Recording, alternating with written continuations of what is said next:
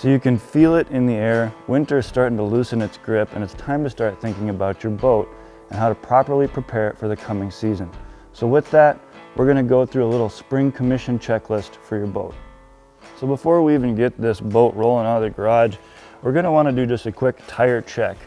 And that's simply just checking the overall health and condition of the tires, also checking your tire pressure. And on the sidewall of the tire here, it's going to tell you what PSI to run your tires at.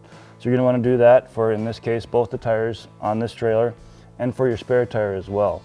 The other thing you're going to do is just check and see if you got a good amount of grease in your bearing buddy here. So this boat's on its second season. I'm not overly worried about the conditions of the tires. Everything looks good. So with that, we're going to move to the back of the boat and check out all the stuff that we need to do for our big motor here. So a great place to start with your motor is with your prop. Now this is something that you can do when you're putting your boat into storage or when we're taking it out of storage like we are today. You're simply just going to take the prop off, check and see if you've got any old weeds or muck or mainly fishing line back there that can actually damage your lower unit. So with that, we're going to check the prop on the 60 horse command thrust, and we're also going to check the prop on both of my trolling motors. It's important to know just how many hours you have on your outboard. So one convenient thing here on the top of this motor is just a quick little reference guide as to when you should change which fluids at how many hours. Not only does it tell you which fluids need to be changed, but it gives you a whole lot of information on other things like your impeller, your spark plugs, and when they should be changed. I installed Mercury's Vessel View Mobile when I broke in this motor, so on my phone I can actually see how many hours I have, and then I can know exactly when I need to change these fluids in this motor.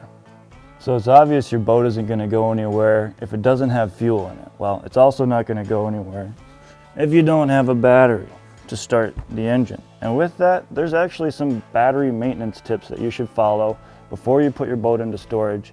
And with that, you kind of have to reverse the process when you go to put them back in your boat in the spring.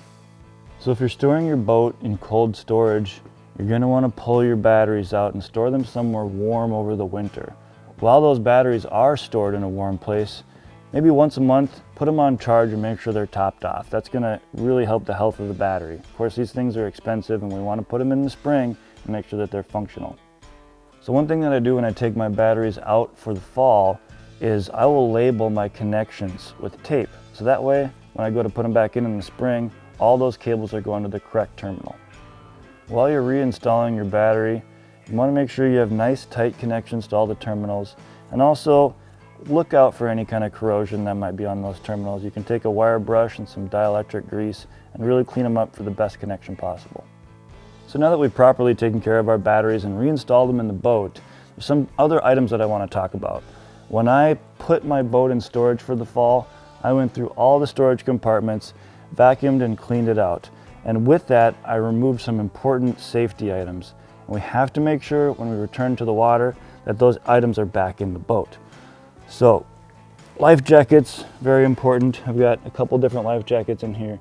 Of course, a throwable.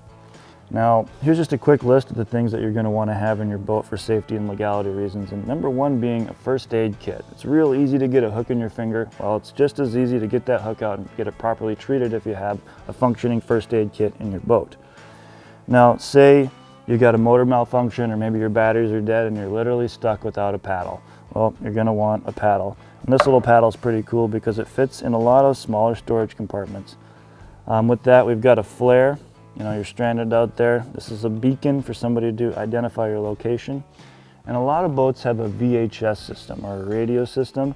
My little boat doesn't have one, but I have to have something like that because I fish in a lot of remote locations. Well, this is just a satellite phone. So whether I'm in the middle of the ocean or at the top of a mountain or some backwoods lake, someone's gonna know where I am. And that's a big peace of mind for me. Flashlight, of course, always really handy to have.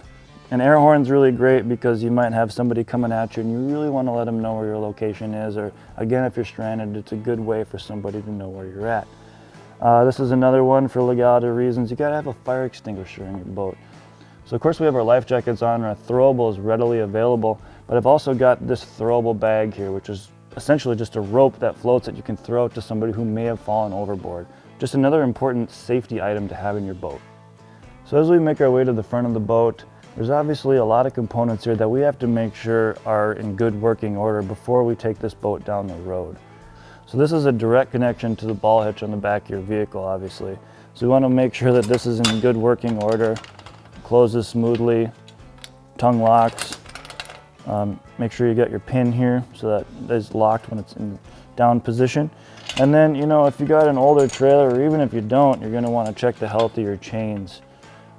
Nothing rusting out here on this one. We got good closing connections on our chains. And then the lights, obviously. This one's one that can easily get away from guys. So that's simply just plugging your lights into your vehicle, making sure that you have left and right blinkers, your brake lights, and your running lights. And with that, that's going to conclude our spring commission checklist, and this boat is ready to be put on the water.